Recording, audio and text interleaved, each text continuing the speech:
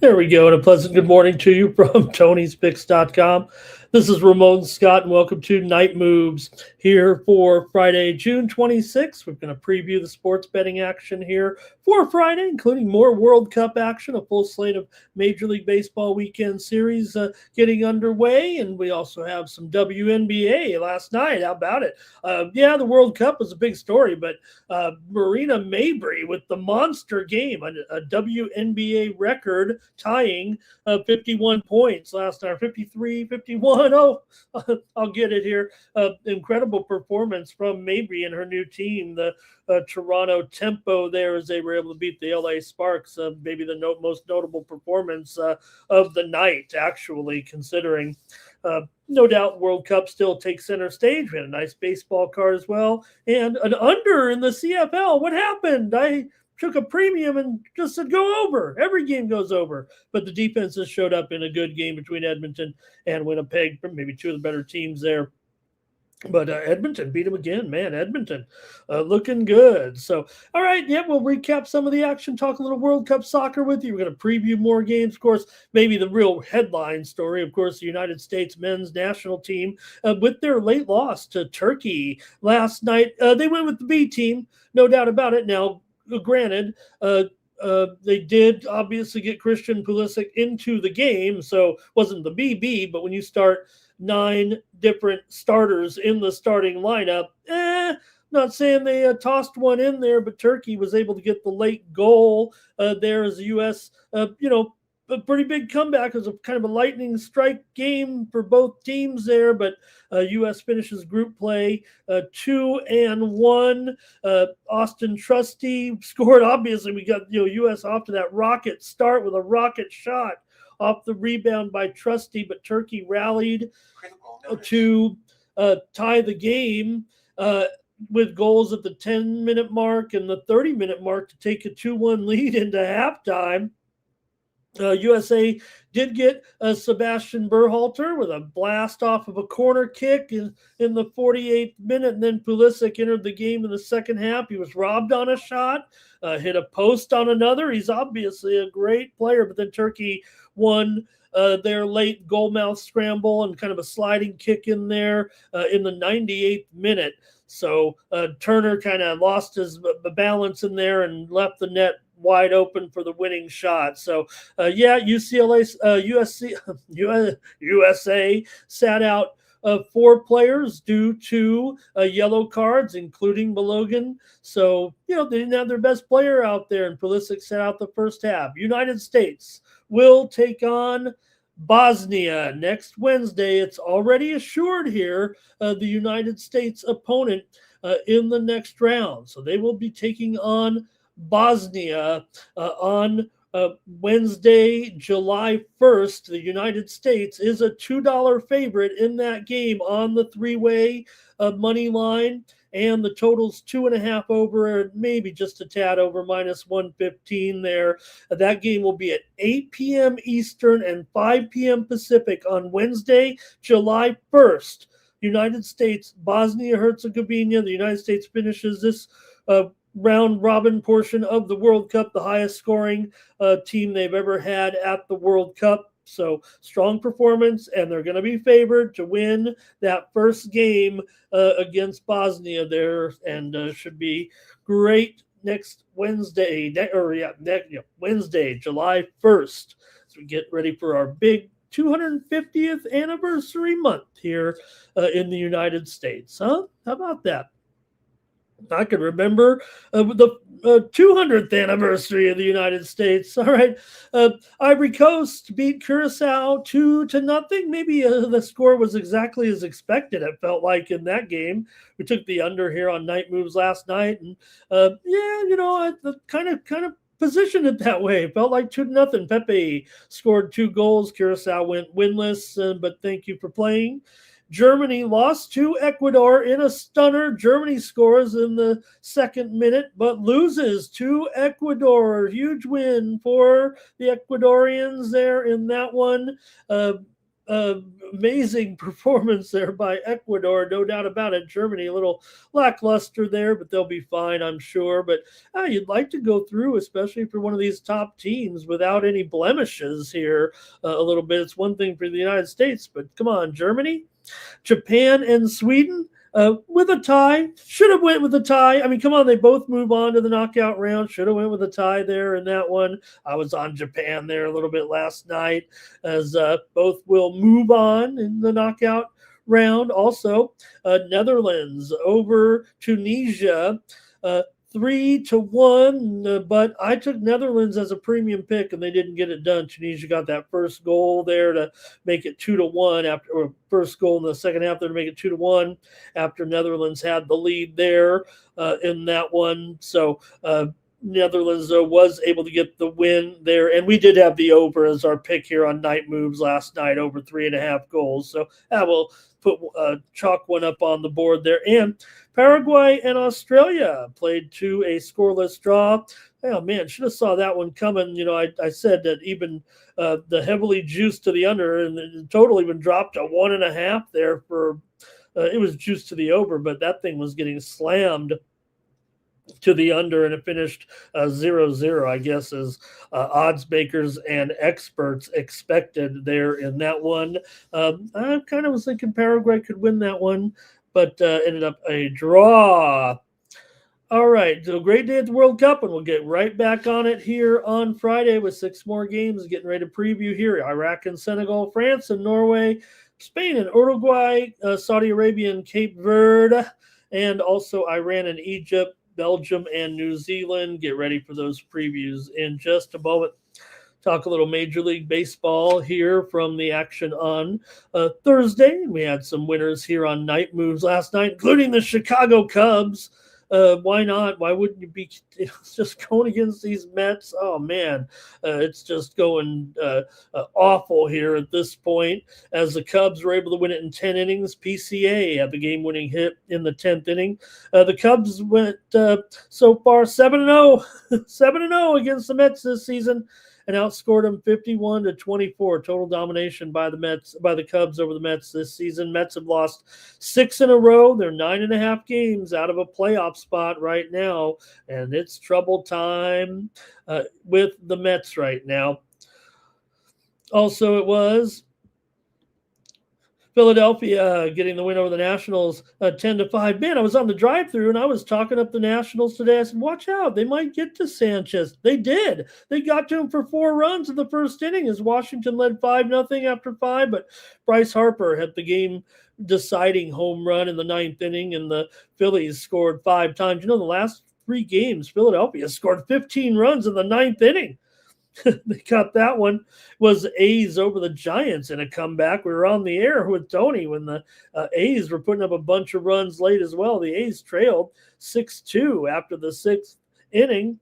Lawrence Butler had the game winner there for the A's pretty much in the 9th inning while we were on the air there. And Landon Pride Night Roop. The Giants have lost 10 straight when Landon Roop has started, and he went down yesterday to the A's. All right, and some other finals and some other scores here in Major League Baseball. We did bring home some winners here on Night Moves last night. Had some winners with the premiums over at Tony's, including the Rays. I had them, but they almost got a no-hitter until the top of the 9th inning, when, of course, Kimbrel gave up a home run, the only hit of the game for the Royals. Rays win it 13-2. Caminero had 3 home runs and 6 RBI for the Rays in that one. Wild performance. Had a winner here on Night moves last night, first 5 over Rangers and the Blue Jays, as the Rangers got the win 6-5 there in that one. It was 6-3 after 5 innings. So I know we had the winner on the over there, as Texas hit 3 home runs in basically 3 innings there in that game, 1 in the first and 2 in the third. It was Tigers lost to the Astros 2-1 on Taylor Trammell's solo home run, the difference maker there. Yankees and Red Sox in the big game of the day. Chad Durman 2-run home run for the Sox, and they got it done at home 6-3.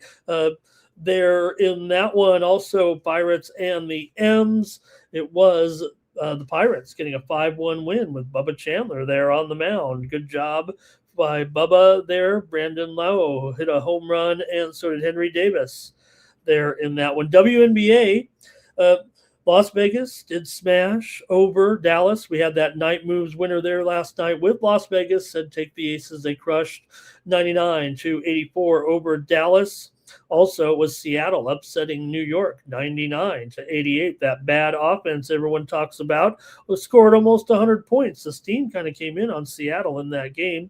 And then that other game we mentioned, Toronto did win 125-97 behind that record-setting performance by Marina Mabrey. We did have Toronto Tempo as our premium pick here yesterday. At Tony's, I did anyway, with Toronto with Plum out of the lineup for 4 weeks. I thought that would be the big factor there in that one. All right, let me say hello to the folks in the chat. Then we'll go over to Tony'sPicks.com and take a look at the handicapper leaderboards and see who's hot. Devin Grigsby is here. Teflon Dadon is here as well. Timmy Two Shoes. Mr. Wesker's joining us here for the Friday previews. And LALB took over with USA and Turkey. They're over 2.5. Man, the U.S. I get it. Resting everybody, that's not a terrible idea there. And it obviously was the difference there in the game. Brought in Pulisic and, should have been a 2-2 tie. They shouldn't have given up that last goal, right? Come on. All right, let me go over to Tony'sPicks.com. We'll take a look at the handicapper leaderboards. That's what I like to do and see who's hot over at Tony's Picks. There we go. Let's take a look and see who had a great day yesterday. I know I had some winners and some losers. So Solo Malone, though, perfect 4-0 yesterday. Great job, Solo. David Racy up there. Up there 2 3/4 units on the day. Kevin Thomas had an underdog action there, 2-0. Chris Atkins, another dog winner in there. Double Shooty also in the green. Jorge Gonzalez won his only play. Brian Bittler, Mills Young, Joey Tron, all in the green here on Thursday. Last 7 days, Kevin Thomas, strong performance here right now, 70%, over 70% here, 7 1/4 units. Mills Young, over 6 units. Justin McKelvey here, 60% this week. Also double Shooty in there, up 2 3/4 units. Hey, I am up there, 2 1/3 units. Okay, over the last 7 days, I haven't disappeared from the leaderboards just yet. Joey Tron up 2 units there. Brian Bittler, Hollywood Sam, Chris Adkins in the green last 30 days. Kevin Thomas up almost 18 1/4 units. Al Ninos up almost 10 1/4 units. Hollywood Sam 8 units. Double Shooty up over 6.5 units. Shane Mickle up nearly 6.5 units. David Racy up 5 3/4 units. DeAndre Stevenson up 4 3/4 units. Justin McKelvey up there over 3 1/3 units of profit here. Also, Damian Sosh up there up 3 units. Stephen Duncan, Chris Atkins, Javon Jones in the green over the last 30 days here at Tony'sPicks.com. Click on the premium picks tab and you'll find handicappers that have their picks locked and loaded, ready to go, including Kevin Thomas, premium pick in the WNBA for Thursday. Also, Double Shooty has a pick with the Cubs and the Brewers. Also, Hollywood Sam, a guaranteed premium pick in there. David Racy has a Friday afternoon World Cup winner. Al has a Friday Grand Slam up there in Major League Baseball. Tony's got a profit guaranteed premium winner here Tony's Picks VIP account, premium pick in Major League Baseball up there, and Bo Dunn has a 3-pack. He's going with three games. Let's just say 3 picks from Bo in the WNBA. I was going to say all 3 games, but maybe he's got 2 and 1. I'm not sure. But go over to Tony'sPicks.com, click on the All Cappers tab. This is how you can find the handicapper of your choice. Click on their handicapper profile page, and that's how you can get signed up. See here, I've been in the profit last few days. I'm profitable here in 2026 in several sports, including 18 and a quarter units of profit in college baseballs. We just finished up. I'm also up over 17 and a third units in Major League Baseball. Dropped one in the CFL. I'm 5-2 right now. And other sports include soccer and tennis. Take a look at my picks here from the last 24 hours. A couple losses in there. We did have winners with the Toronto Tampa Bay Rays as well in there today. So 2 and 3 day for me to step it up here on Friday. All right, use the promo code TonyT at checkout. Save 15% off all those premium pick packages, including mine here on Friday. Why not roll with me for 3 days? Friday, Saturday, Sunday, and we'll take care of business here in the World Cup, Major League Baseball, WNBA, and UFC action this week. UFC this week is on Saturday at 9 a.m. Eastern and 6 Pacific from Azerbaijan. We got the main event with Rafael Fiziev and Manuel Torres as top 20 contenders in the lightweight division. Not exactly the peak fight here this week, but nonetheless, great fight card here, and it's in the morning, 9 a.m. Eastern, 6 Pacific, here this week from Azerbaijan. So I'll have some picks there in the UFC here this weekend. So remember, that's early. So morning time, UFC on Saturday. How about that? All right, I think that's good for the previews, and we'll get started with the games and the matchups, and I guess some picks here. LAOB said USA let their guard down there at the end. It is something, Turkey was playing with a little bit of motivation to end the tournament strong. And, U.S. was probably starting to look ahead to that matchup, to that next matchup. Okay, let's get ready to go here. Thank you, everybody, for joining me here on Night Moves. Get your pens, pencils, and rotation orders ready. Here. By the way, that United States game will be played in the San Francisco Bay Area Stadium. You know it as Levi's Stadium in Santa Clara there on Wednesday, July 1st. So good venue there for Team USA. And let's go to the World Cup right now and get to the action here. And we'll start with this one. We'll save the big one for next here as the games are played 2 at a time on Friday here in the final game of the group stage. So there's no, you got to kind of watch the scoreboard. You don't get to know what you need to do because the other team played earlier. Play each group game at the same time. So let's go with this one first with Iraq here going up against Senegal. In this one, both teams come in 0-2. And for Senegal, that's a little bit of a bummer. I think Senegal certainly is a team that maybe was expecting at least to have a point here by now. Yes, it's a tough group, but, we've seen some Senegal success of late, but it's been tough. Been a little bit tougher, I think, in this group when you've got to take on Norway and France. Okay, they couldn't get a point against those teams. That's tough. This is going to be about motivation. Senegal need to win, and they need to win big if they're going to advance as one of the best third-place teams. Iraq has been eliminated. They've allowed 7 goals through 2 matches and basically produced nothing. Here this World Cup. Iraq did get a goal against Norway, a little bit of a shocker there, but they lost 4-1. They lost to France 3-0. Meanwhile, Senegal lost to Norway 3-2 and lost to France 3-1. So their performance were a little bit better against those 2 powerhouse teams, and they're by far the best team in this game. It's, like I said, unfortunate that Senegal is placed in such a tough group. They're got to be recognized as one of the real consistent AFCON teams, but I think here, I mean, when you're taking on Iraq, who's out of the tournament here, and just amazing that Iraq has even made it here this to the finals, but uh, they are missing Mendy, of course, Senegal in the back, but again, Iraq really has no offense to go here in this game, it feels like. And I would think Senegal is going to be on the attack from the get go here. And they know they need to win and win big. There's motivation to score some goals here, as a matter of fact, for Senegal in this one. So I think they will be able to blow out Iraq here, and it may even be an over game because of that. And we did see Iraq, like I said, they did manage a goal there against Norway. So this is the easier of the games for Iraq too, technically. So let's see if you guys are playing World Cup here on Friday. And Senegal, they're a great team to watch, and it's just unfortunate to be paired in this group. Mr. Wesker is hoping both teams get eliminated here. And I don't know. I think Senegal, they get the big win. I think they can move on. Farley does like the over here. LALV Senegal team total over 1.5 there. So that would be a solid victory there.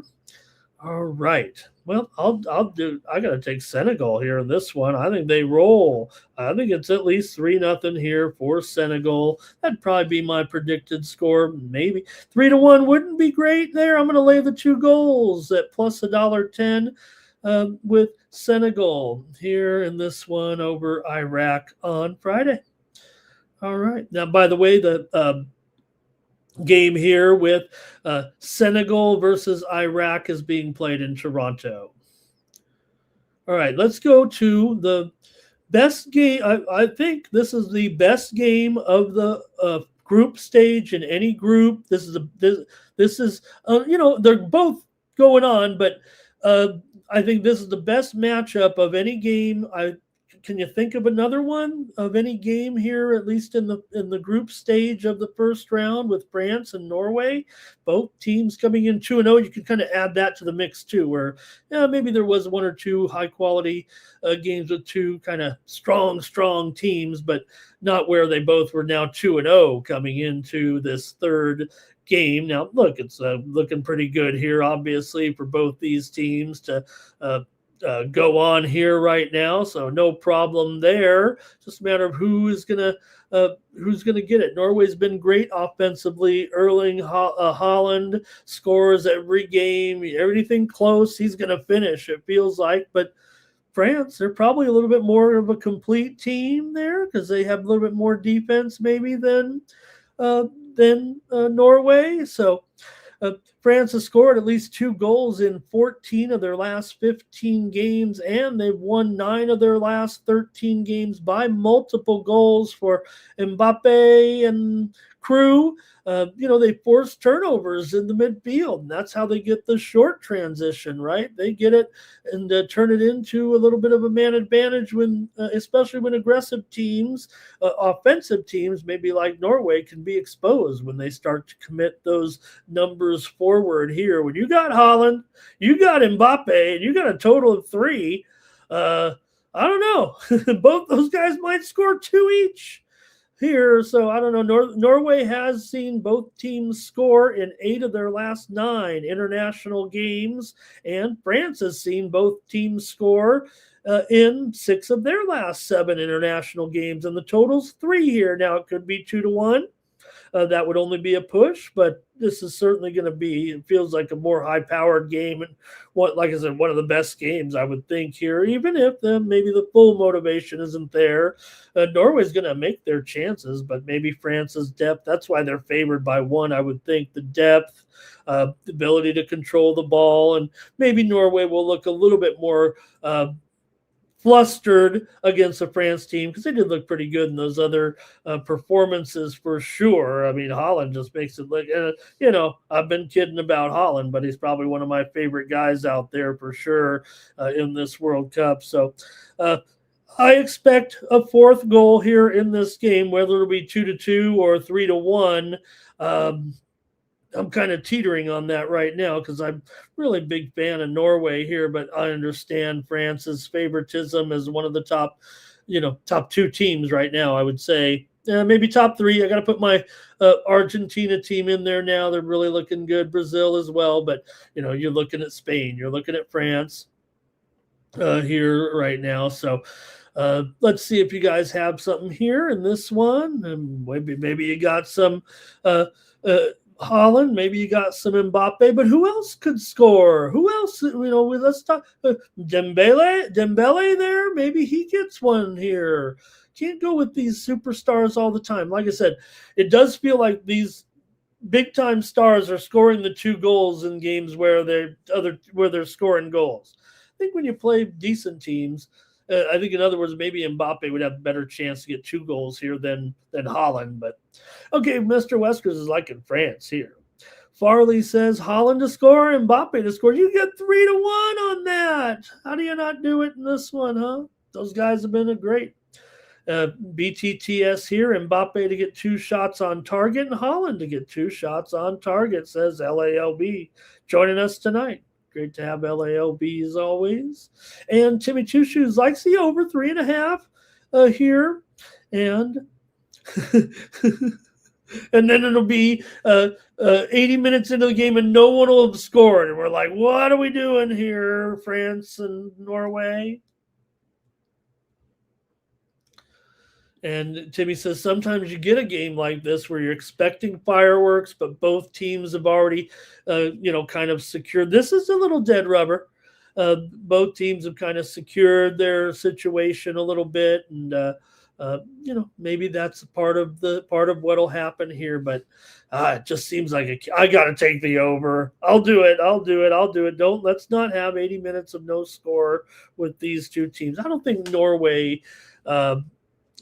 If Norway's got the problem here, if anything, right? That's obvious. But France in the games, we mentioned the games already, but it was 3-1 over Senegal and 3-0 over Iraq. For Norway, it was 4-1 over Iraq and 3-2 over Senegal. So you can see France there just a little bit better in those other two, the common opponents coming in. So they're the 1-goal favorite here. But, would you think that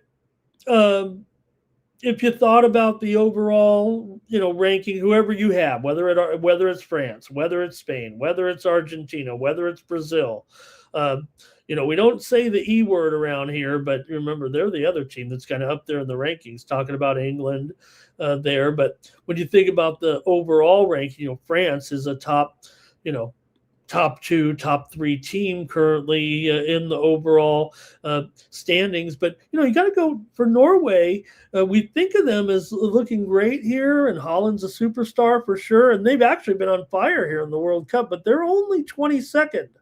So maybe that's why the 1-goal difference here overall. But they look pretty great out there, granted, against Iraq and Senegal. I think, again, Senegal's more respectable team. Norway won 3-2 and France won 3-1. Okay, great job to the chat in that one. We got more to go. LALB says maybe it could be the draw. Mr. Westers loves being over there in Europe. Okay, let's go now. Let's keep it moving here as we move on. By the way, that game, Norway and France is being played at Foxborough. So next, let's go to Guadalajara. I think we're going to Guadalajara here for Spain and Uruguay. And Spain 1-0-1. Uruguay, meanwhile, has a pair of draws coming into this one. Uruguay with draws in the group here against Cape Verde and also Saudi Arabia. 2-2 against Cape Verde and 1-1 against Saudi Arabia. For Spain here, they were 4-0 winners against Saudi Arabia. And, of course, the stunner to open the cup 0-0 against Cape Verde. And that's put Cape Verde in this great situation that they are in here. But for Spain, obviously, not only right now, we know them as a high impactful team with great players, but the defense of Spain is looking very, very sharp right now with those two shutouts. Yeah, maybe one of them was a draw against Cape Verde, but 9 clean sheets in their last 12 matches overall. Uruguay is missing Arujo here and also Diasqueta. So Spain virtually has their full squad intact here. They don't necessarily need a high-scoring game. They simply need to control the possession and wear the team down here, I think. But Uruguay doesn't have a choice. I think the offense has looked surprisingly flat. They have scored twice. I think anytime with Uruguay, you're expecting a little more, but to only manage, I don't want to say only manage, 2 against Cape Verde, 1 against Saudi Arabia. And, Spain could look pretty good out here, but I think Uruguay has to get one here, I would feel like, especially given the situation here and the current standings currently here in the group. So you look at Spain and Uruguay here in Group H. Spain, like I said, they're 1-0-1. I'm reading the American style where the draw is last. And, for Uruguay here, basically in second place, I think just barely ahead of Cape Verde here. So still pretty important, it feels like, right now in this one. Okay, let's see what you think here. If anybody's playing this game, Spain and Uruguay, go to the chat pros. Okay, let's see here. Timmy might be talking here. Hopes there's fireworks here, I think. Mr. Weskers wants these teams out of the tournament. Thinks they both will exit. And Jimmy Chushu says Yamal for an anytime goal here. Farley says Uruguay team total under here, but LALB has a BTTS in this one. I'm going over, actually, in this game. I think Uruguay will find the net, and I think Spain can get there twice. I'm going to go over 2.5 here. It is slightly juiced. It's juiced to the under here. So I might be getting a little greedy on these goals in the third game where we are seeing a little bit of unders here, but I'm going to go over in this one with Spain and Uruguay. Like I said, Uruguay has put up 3 goals so far, so that's nothing. Spain's put up 4. So let's see what happens in this one with Spain and Uruguay here on Friday night. All right, and that one, as I mentioned, they're in Guadalajara now. Let's continue on here at the World Cup.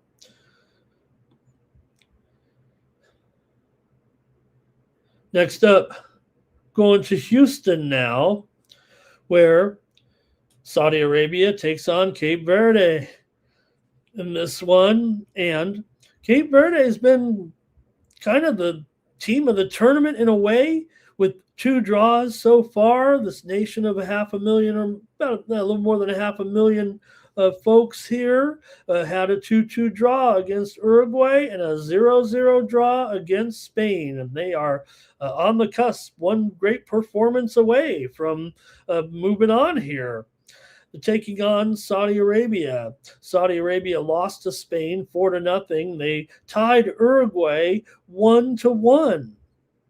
So Cape Verde, maybe coming in. I don't know who you might have thought coming in. This might be the closest matchup of any 2 teams so far in the World Cup. It's pretty much a pick'em. I think there was one other pick'em in there early on. So this is kind of a toss-up, but I don't know. It feels like the better unit here right now. Feels like Cape Verde here between these 2, I think. They continue to be one of the surprises. They frustrated Spain and Uruguay with pretty much with their defense, the disciplined defense, and they looked very organized out there.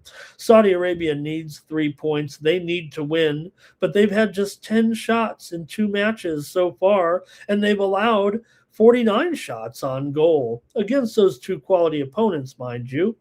Cape Verde actually rarely loses. They were really strong in AFCON play. In fact, they have just one loss in their last 17 matches. That includes Spain and Uruguay.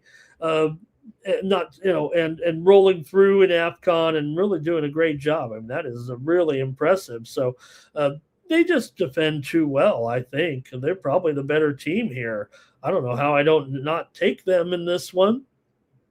I think Cape Verde can get this win. Saudi Arabia needs to win here, so I don't think a tie is going to. They're not going to be too thrilled with a tie. They'll probably gamble a little bit if things aren't working out for them. I'm going to take Cape Verde here to win this one over Saudi Arabia. What a team! Okay, here we go, and Timmy leads to the Saudi Arabia team here. JP Farley is on the under 2.5. And let's see here. Mr. Western thinks the World Cup should be about 4 countries, I think. LALV says a draw in the first half. That's going to do it, I think, for that one. Okay, that's it for that group, by the way. So have to determine what will happen. Those are some key games there, obviously, in Group H, with Spain currently on top with 4 points, and then Uruguay and Cape Verde 2 points, and Saudi Arabia has the 1 point with their tie. Okay, let's move now to the last games here. Now, these are at 8 Eastern and 11 Pacific time, or I'm sorry, 11 Eastern and 8 Pacific time here. Let's go to our first one here in Seattle with Iran and Egypt. Now, I don't know how Iran's going to get back to Tijuana when this game is not even going to end until 10:15 at night. The planes don't travel that fast. Anyway, Iran gets out of Tehran-Jalis, and that'll be a factor here. But they do come in with a couple of draws. They've done a nice job. They've been very inspirational. And Egypt comes in here. They do have a win, beat New Zealand 3-1, tied Belgium 1-1. So it's been a good event here for Egypt. They've looked pretty strong. Iran had the 2-2 draw against New Zealand, and they tied Belgium 0-0. So Belgium's been a little bit of a disappointment, but they've got New Zealand out in this next one here. But see what you think here with Iran here against Egypt.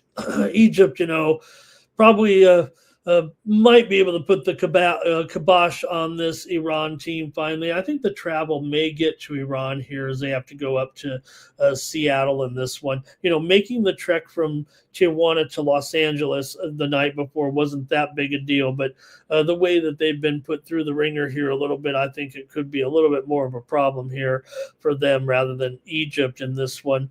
Iran definitely has one of the more significant defensive efforts so far in the World Cup, but they don't do much else. In fact, they only had 50 passes in the first half against Belgium as they basically stayed in a defensive shell to try to keep that score down against Belgium. Hey, it worked, but you're probably going to need to score here overall.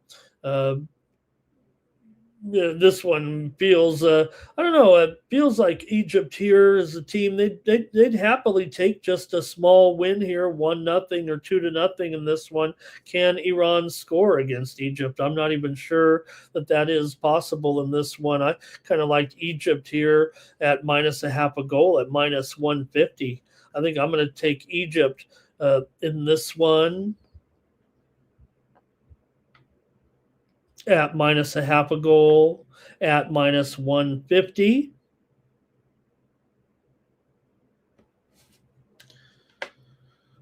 All right, let's go to the chat, though, here and see what you like.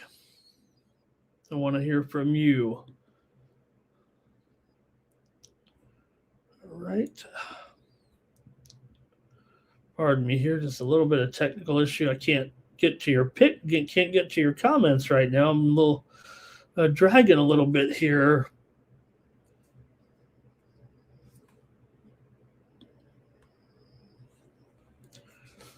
Okay, here we go. There we go. I got him now. Let's see here. Mr. Weskers is on Egypt here in this one. Farley's got a BTTS, and LALB has a BTTS. Timmy says Mo Salah for the goal. He should get one here. Maybe Lamine and Salah can both score. And Taremi there for Iran. Maybe can get a chance to score, but who's going to pass it to him? Okay, one more here at the World Cup on Friday night. Let's go to it. It will be Belgium taking on New Zealand here in this one. Belgium's a 2-goal favorite for a team that has 2 draws. That's pretty lofty. Belgium's been a bit of a disappointment, I guess you could say, here so far. I don't think you're supposed to be tying Iran nor Egypt if you're Belgium. Maybe the Egypt game is a little bit allowable, but should not have been the case there against Iran. That was Iran's glory moment here, I feel like, at the World Cup. We'll see. They might be able to pull something off here still.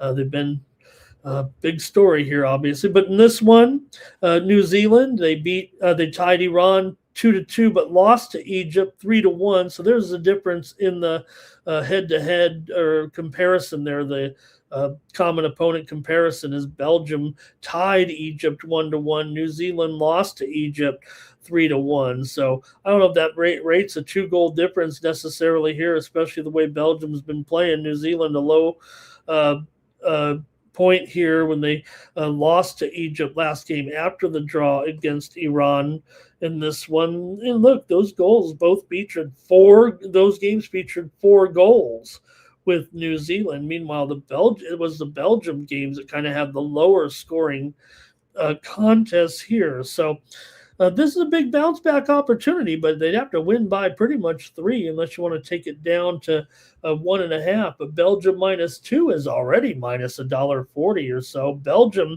need a win, and they might need goals too.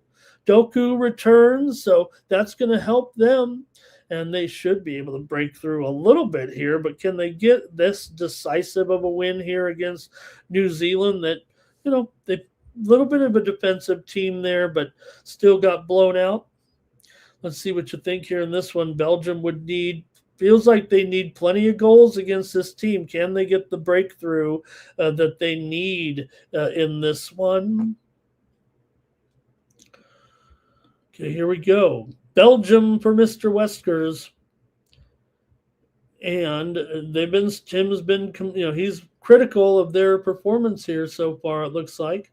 And Farley, though, is liking Belgium to lay it here as well. Okay.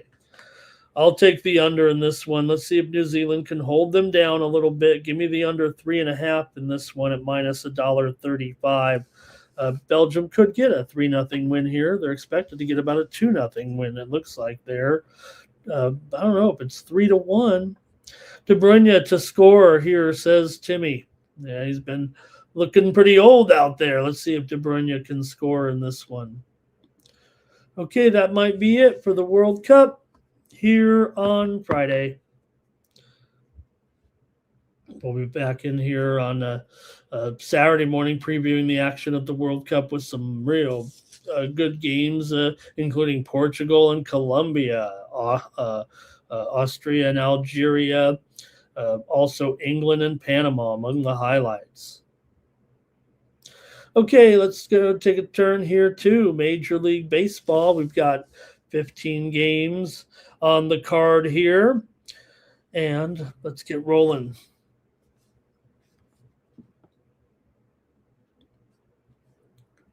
First up, the Pirates are hosting the Reds, and the story here has got to be, as usual, it's Paul Skeens, but right now it's the fact that the Pirates cannot win a game with Paul Skeens. It's becoming almost epidemic here right now. Long streak here. The Pirates are losing every game with Paul Skeens. I mean, how are you going to cover $2 when you can't even win the game? And that's what's been happening here with Skeens. It's been 7 straight games that have been lost by Pittsburgh here with Skeens pitching. Now, Cincinnati is 0-5 in their last 5 games against Pittsburgh. Pirates here, little bit better at home for sure. The Reds not very good in the division here right now, continuing to spiral a little bit. Pirates have kind of, like I said, owned this series. In fact, they have a win already this season, just over a month ago. It was 17-7.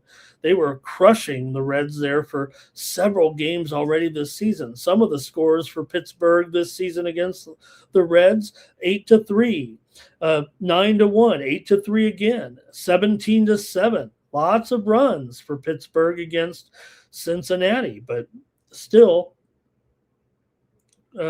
here definitely one-sided series, if you will, overall. But what is going on with Skeens, and why can't the Pirates give him any run support? Why can't they win with him? Skeens has a 2.86 ERA and a 6-7 record, 0.93 WHIP. He's had this problem before. It usually is at the start of the season.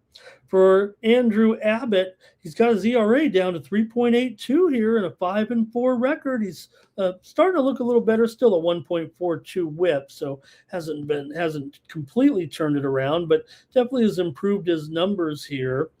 Pittsburgh 25-20 as a favorite. They come in right now with the slightly better record. The Reds have fallen to 5 games under 500 here at this point. So can the Pirates generate this offense? The Reds have lost 3 in a row coming in here. So yeah, the Pittsburgh, maybe they're playing some tougher teams here. Reds just got swept by Milwaukee.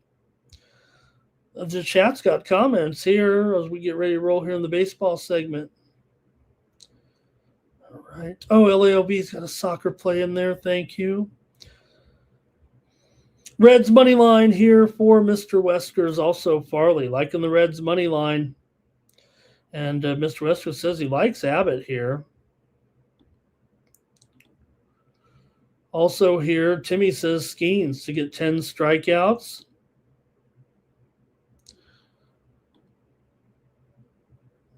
And let's see here, LAOB Pirates first 5 money line here with Skeens to be rolling against this Reds team.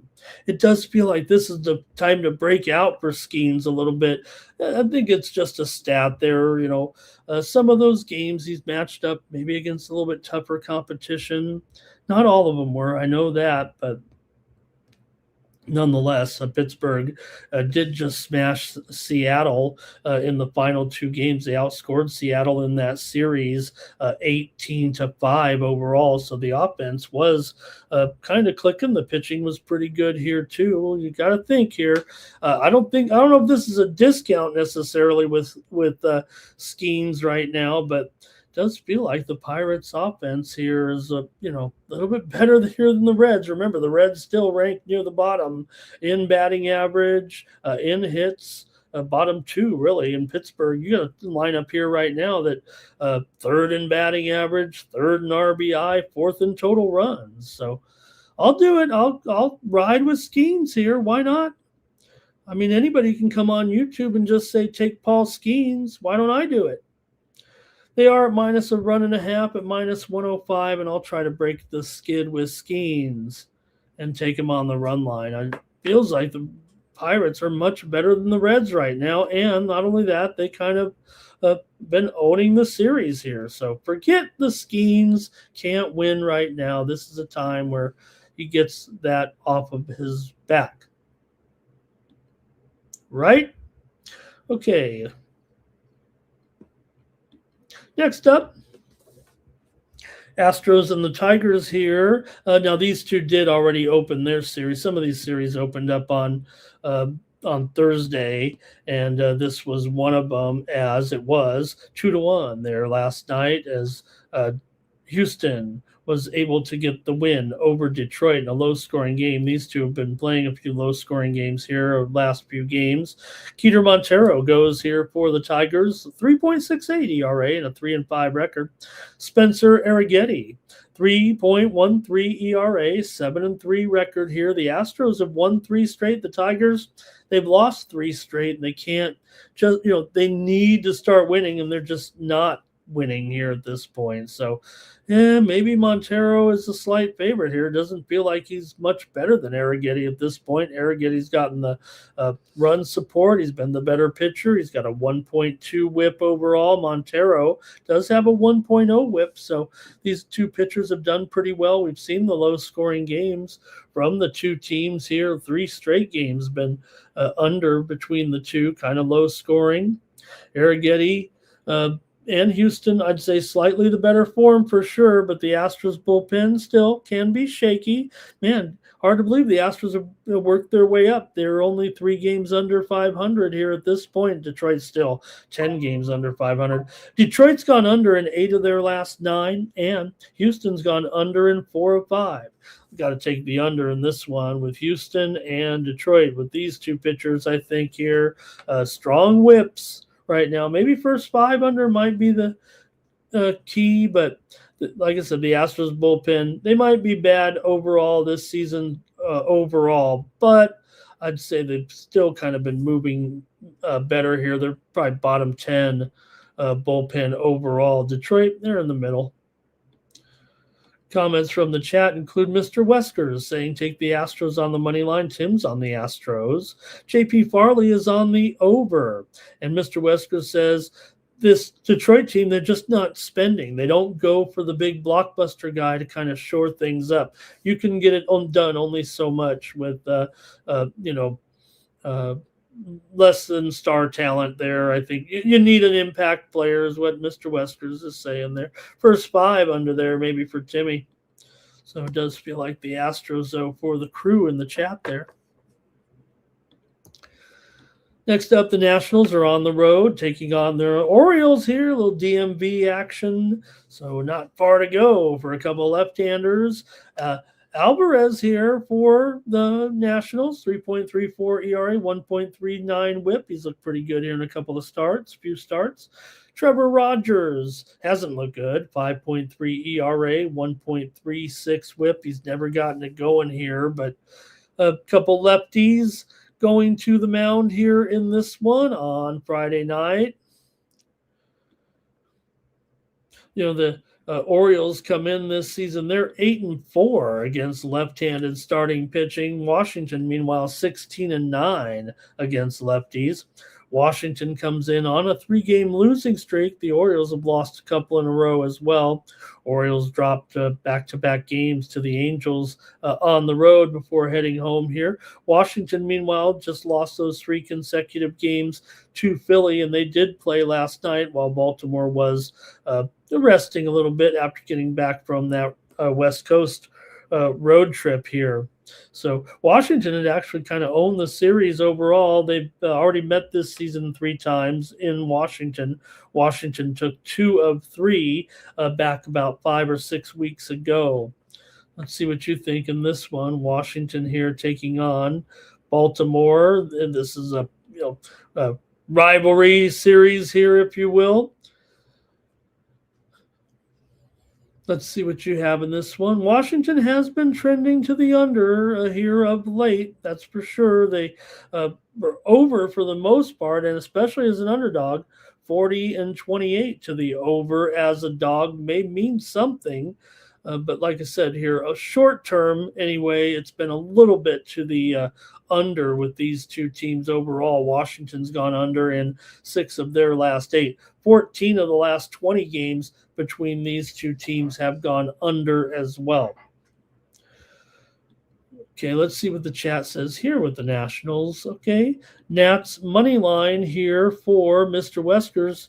Road Nationals batting all year. I think that he is saying that they are a good hitting team on the road this season. Astros money line and Alvarez hit to get hit. No. Farley here's on the Nats money line. Timmy Chushu says maybe an under in this one. Anthony Mays, he says take the Nats.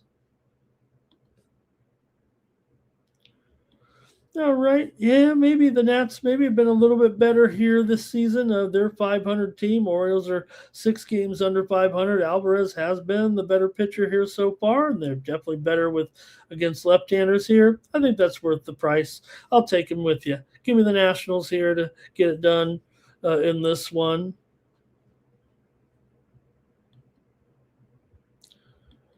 Okay, let's move on here now. Next game up.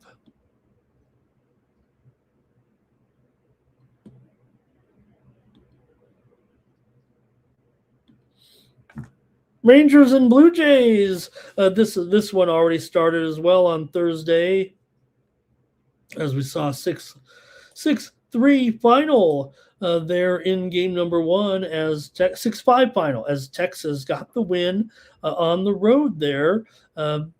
Texas started off hot there, 5 runs in the third inning. The Blue Jays did get 3 in the fifth and 2 in the ninth and were threatening there, but the Rangers got the win on the road there, and they have Nady Eovaldi going here, 4.24 ERA, 7-7 record. Patrick Corbin, 4.73 ERA, 2-3 record here. Blue Jays have lost 3 straight. Rangers ended a 2-game losing streak with that win there on Thursday. Corbin, a 1.53 whip. Eovaldi, 1.18 whip, considerably better here for Texas in this one. Maybe Toronto's home struggles could allow Texas here to get another win. They got the win there yesterday. For Toronto here, they can be disciplined at the plate, getting base runners on, but they got to bring them home. Texas on the road has shown a tendency to go over here of late, over in 6 of 10, but they're 16-22 to the under as a favorite. Meanwhile, Toronto 16-19 to the under as an underdog, although they have trended slightly over at home so far. See what you think in this one. We'll go to the chat between Texas and Toronto here on Friday night and see what the chat has to say in this one. And Anthony Mays, Corbin, Blue Jays, he likes him here. He doesn't mind. Look, Patrick Corbin Day could be celebrated 2 ways.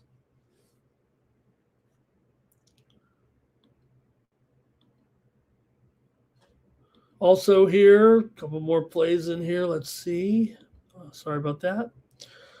Over, Tim. You should see over. Farley over. And that's one way to celebrate Patrick Corbin Day. Gausman needs a new therapist. Maybe he needs Dalton Rushing's therapist. And Mr. Wesker says, Eovaldi, he's a champion.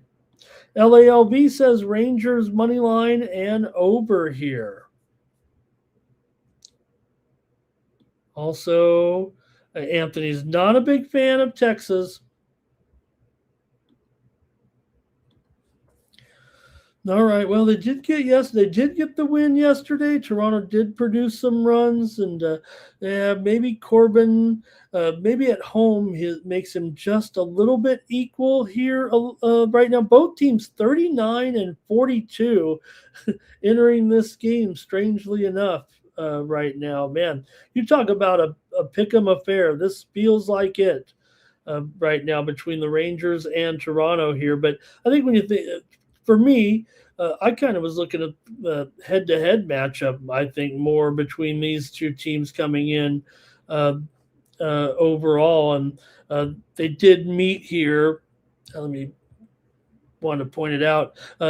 Did meet here last year in Toronto, and Toronto did take 2 of 3 in a high-scoring series, no doubt about it. So I got to go over in this one with Texas and Toronto.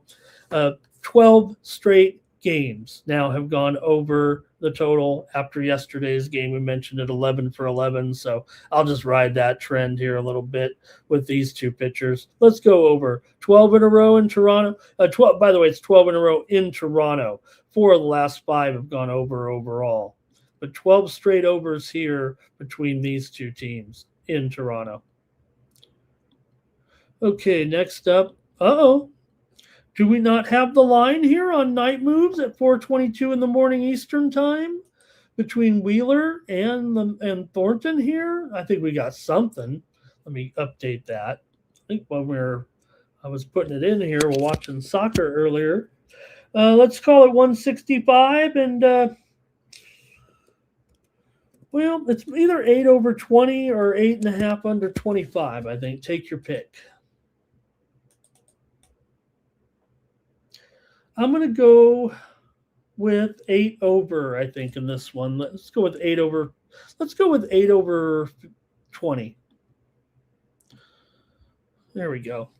Let's try this. With Wheeler here going up against Thornton here. Zach Thornton, 8.3 ERA and a 0-1 record. For Wheeler here, 7-1, 2.1 ERA. Wheeler wheeling and dealing right now, and one of the best pitchers in the game here at this point. 0.88 WHIP right now. The Phillies starting to get things keep things going. Like I said, the Phillies, they can't seem to get a winning streak, a massive winning streak anyway. But man, they'll win 2 or 3, lose 1. Win 2 or 3, lose 1. That'll get it done. And when you're playing the Mets. I can only wait to see the comments here about these Mets right now. Gosh, can it get any? I mean, every day seems to be another disaster with the Mets, and we know right now the disasters with the personnel. We saw, with Soto here right now. Now, feels okay here at this point, but and Lindor's come back at least right now, so. Let's see what you got here in this one between the Mets and the Phillies. But, man, these Mets just it's been dreadful. I'll go to the chat and see what you guys have for this one on Friday night and see what you guys think here with the Phillies and Wheeler going up against Thornton. Phillies, they were behind all 3 games in that Nats series. I mentioned all those runs in the 9th inning. So this Phillies offense has been hot over the last week. They really were only behind the Cubs, and I think they've kind of passed them up. Now, Thornton's been recalled to make his second start of the season. He had a 4.25 ERA in the minors and a 1.42 WHIP. Did pitch against the Nats last month, gave up 4 runs on 4 hits. Phillies usually a little bit stronger against right-handed starters, but they've done well against lefties, getting 3 or more runs against 4 of their last 5 against left-handed starters. And Wheeler's numbers have been great. The Mets still offense has done okay thanks to a few home runs here and there, but they did when they just faced Wheeler, and he had gave up 4 hits, 3 walks, and 2 earned runs. Basically, he's facing him here in back-to-back starts, I believe. So Mets are also a little bit wilted, it feels like, here in the bullpen right now with who pitched yesterday: Williams, Raley, Warren. So Thornton's going to be needing to go a few innings here. Mets have lost 5 straight, and they're going up against one of the hottest teams going now. Anthony May said the Mets couldn't even beat the Mexican Little League team. But which team? Okay, or are you just saying whatever team comes out of Here's a little known fact. I am America's foremost Little League betting expert. Now, we probably don't talk about that here on the Tony's Picks YouTube channel. But I analyze Little League baseball. I could probably tell you right now the top all-star teams in the country, believe it or not. I've already started my Little League work here. I mean, it is June 26th at all. Most teams are right now involved in their own, in mostly district and sectional finals right now. So I know. All you got to do is go to unpage.org and follow the scores like I do. Okay. But who do you like this year to come out of Mexico? Will it be Hermosillo? Will it be Mexicali? Could Tijuana do it again? Okay. Too easy to take the Phillies, says Timmy Two Shoes. Farley here on the Phillies. There's only one book I know that kind of takes a Little League one, and you can't even bet it until you get to the regional finals in the U.S. Okay, good for the Cubs, says Anthony. Thornton, Phillies team total over 5.5. Man, the Phillies, come on. And don't pay Soto all that money if you can't put anybody in front of him or behind him, says Timmy. No, says Mr. Weskers. LALB says Phillies money line with Wheeler. I mean, I'm just going to take the Phillies in the first 5. I'm going to keep, just like anybody, just put a guy on YouTube and just go against the Mets. How hard can it be? Phillies in the first 5 innings here. I'll take them at -0.5 run. It's not on the board yet, but you'll be looking at it tomorrow here, probably just slightly juiced. Be a little bit better price, I think, than their regular money line. Probably be -$1.25 or so, maybe. Maybe you have one there, but I don't. Okay, but I'll take them in the first 5 here to roll on the run line. Let's keep it moving here on night moves. Next up with the Yankees here. Oops. I get the right graphic up there.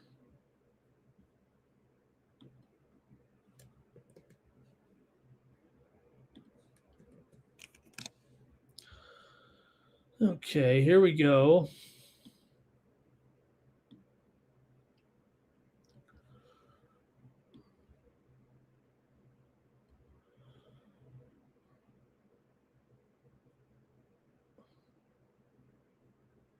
Okay. Here we go. Yankees and Red Sox, and this one with Will Warren going for the Yanks. He's up here against the Red Sox, Peyton Toll. Peyton Toll here, the left-hander, 3.07 ERA, 3-5 record. Boston won yesterday over the Yankees in Game 1 of the series, 6-3. Nice win for Boston. We've been on them a little bit here. Have never gotten it going at home so far. Still, 13 games under 500. It does feel like they played better than that, but the record says that they haven't. Will Warren, 3.45 ERA, 1.33 WHIP. Coming in, he's 7-2, so gotten plenty of run support as well. Yes, the Yankees are 16 games over 500. Yes, the Yankees enjoy playing the Boston Red Sox. Yankees won 6 of the last 8 between the two teams overall. Yankees have also won 12 of their last 16 on the road. Boston, that was their first win in the last 5 home games last night. 8 of the last 10 games between these two teams have gone under, and yesterday was an over, and I got burned there trying to go under in that one, but Boston's still gone under in 7 of their last 10. 7 of the last 9 have gone under. Just because one went over doesn't mean they're all going to go over here. I mean, these two pitchers, pretty decent. Toll looks definitely the part here as a potential star for the Red Sox with that 109 whip. Yankees have gone under in 4 of 5. I kind of want to just go under again and just say, hey, that was just one game. And look, it wasn't necessarily going under the whole time, right? In that game yesterday, we started off there anyways, feeling like it was going to be a bit of a pitcher's duel. It was 2-0 through 4 innings. The Yankees were on top, but the Sox scored 4 runs in the bottom of the 5th inning and went over in the first 5, and then 2 more in the 8th inning snuck the total over the 8.5 there, or 8. I think it closed at 8 for 9 runs total. So and I'm going to go back to the well here and take the under with the Yankees and the Red Sox tonight. See what the chat has to say. Do you know Little League picks, huh? I also it could be number 1 right here in Las Vegas with Summerlin South right now. I tell you, actually, they might be on top of the rankings. Summerlin, Nevada, Summerlin South Little League here in Nevada. Maybe I'm a homer because I'm follow them on Instagram or something and know when little Billy hits a home run, but. Got some other powerhouses out there that we've seen before. Davenport, Iowa is reporting a strong team this year. Lake Mary, Florida, Chandler, Arizona again is going to be up there. Vero Beach, Florida. right now, but enough Little League talk. Encino's supposedly the team in Southern California this year, but I'm always going to roll with District 42. Okay, here we go. Anthony Mays says Yankees revenge. Mr. Wesker says fading Weathers was easy, right? Just fade Weathers. He's a faux Yankee.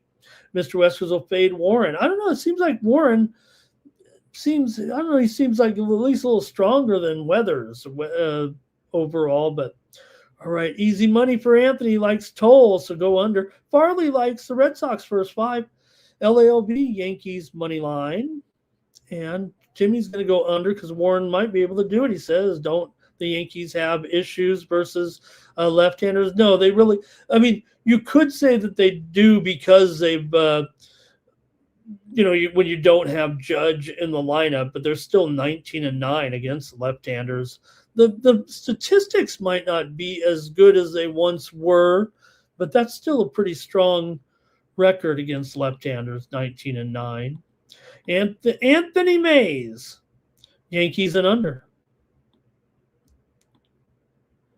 And Timmy says the first 5 under. And Anthony says he's 10 minutes from Davenport, Iowa. There you go. Yeah, no doubt. Northwest. Anthony, Davenport Northwest Little League. You know what I'm talking about. Okay, let's keep it going. Oh, did I make? Yeah, I'm on the under there. Okay, next up, Mariners and Guardians here. And look, it happened. It had to happen. I mean, if it didn't, we'd all be just tremendously disappointed if it didn't. But Castillo is going up against Cantillo here. We've had Imanaga and Manaya. We've had other Brian, but how do you not have Castillo versus Cantillo here? This has been a much anticipated matchup for Luis Castillo here. This must be his cousin, because 5.22 ERA and a 2-6 record for Castillo. He's never gotten it going here in Castillo form this season with a 1.4 WHIP for Joey Cantillo here, 4.05 ERA, 1.4 WHIP, but a 6-3 record so far. So maybe here with Cleveland at home, maybe Cantillo is the better option of the two. Cleveland did win there yesterday and snapped their losing streak as they were able to knock off the White Sox and grabbed a game there from the Sox. Still was a great series for the Sox in that one. Meanwhile, Seattle comes in here off of last night's loss, 5-1 to Pittsburgh here, and now they've got to go up against the Guardian team, pretty hungry here after losing 3 of 4. Cleveland 42-39, Mariners 41-41 overall coming into this one. Seattle's lost 4 of their last 5 on the road, but Cleveland's lost 12 of 18, including 5 of their last 7 at home. But they have beaten Cleveland here in 4 of the last 5 meetings here in Cleveland between the two, and 13 of the last 20 meetings between these two teams have gone over when these two teams have met. Let's see what you have here. In this one, Seattle and Cleveland, 2 teams here hoping for the postseason, but nothing's guaranteed here at this point. It feels like, and I won't say it's been disappointing, but Castillo, he has looked a little bit better in his recent starts, no doubt about it. The Guardians have been striking out a lot, 30% over the last 7 games. They got some guys who are, looking pretty good here, but just an inconsistent lineup. Cantillo, decent K stuff, but does have walk problems, 11% walk rate coming in, 4.22 FIP. Mariners lineup, though, has struggled versus left-handed pitching pretty much all season long, and it's got to be a concern here when you're going up against a decent pitcher, it feels like, here in Cantillo. Seattle is 11-13 win-loss against left-handers, but the numbers aren't as good. Well, let's see what you think here in this one. Neither offense has been off the charts, I think, here. Let's see what you have. It is 7.5 after all, so it is kind of pointing to maybe to a low here. I probably think it's going to go. Let's see what you have here. I picked all totals in the American League so far. Mr. Weskers likes the M's here. Anthony Mays says Seattle's the trash on the road, and it's a battle of the Tios. It's kind of like when you're driving down looking for Mexican food, and you've got Roberto's on one side and Alberto's on the other, and Aldeberto's over here, and that's I'm probably going to get in trouble for that. Castillo here in perfect form, says Jermaine. Guardians money line for Anthony. Timmy says, got to go under here. Got to go under here. And Farley says Cleveland. LALB's going over, though. Anthony Mays. Yankees and Guardians. Oh, that sounds like that's parlay right there. And Timmy says over because Castillo has not looked too good. I'm going to take the Guardians in this one. Give me the Guards here at home against the Mariners here.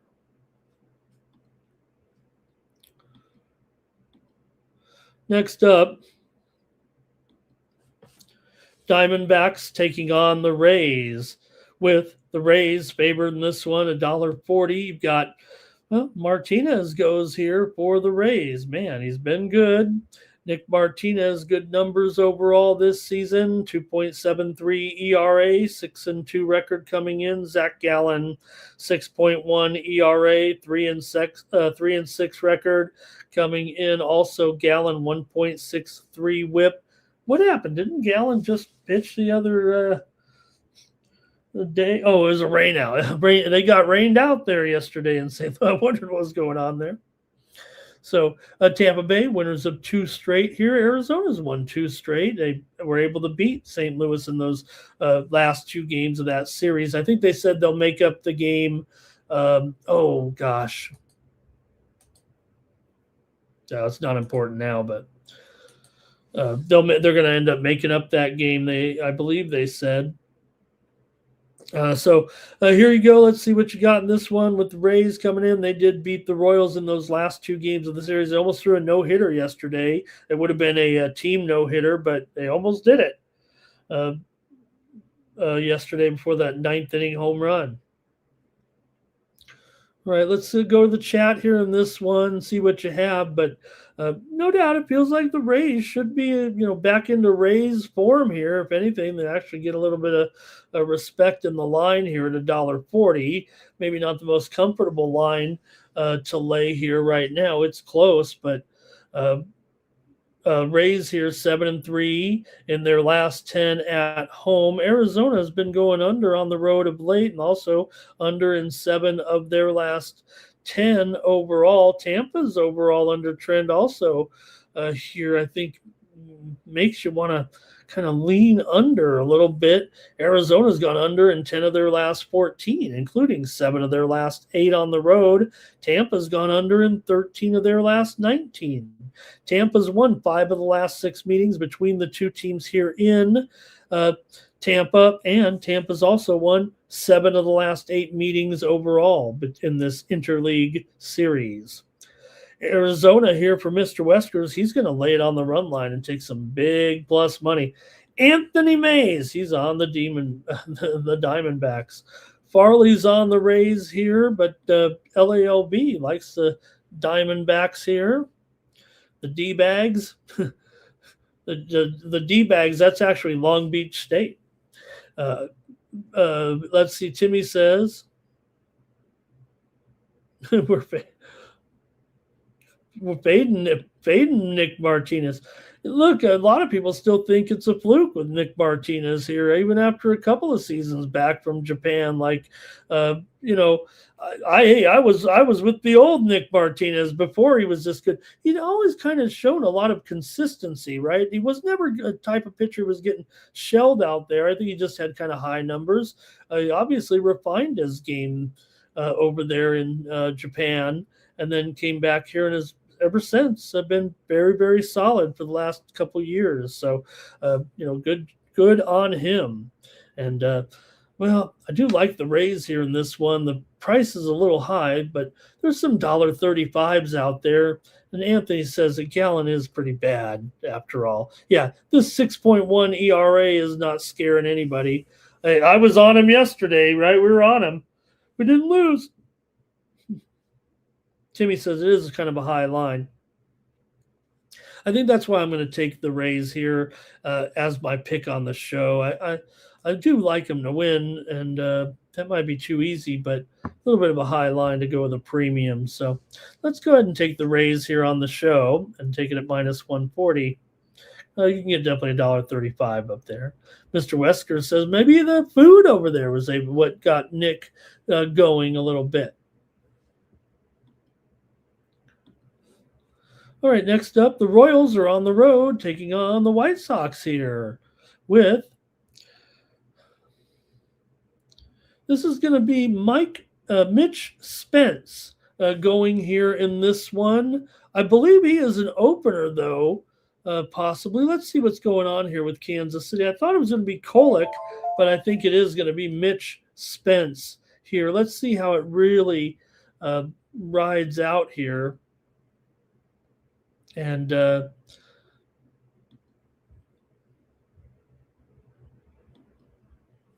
okay, let's see here. I thought we had,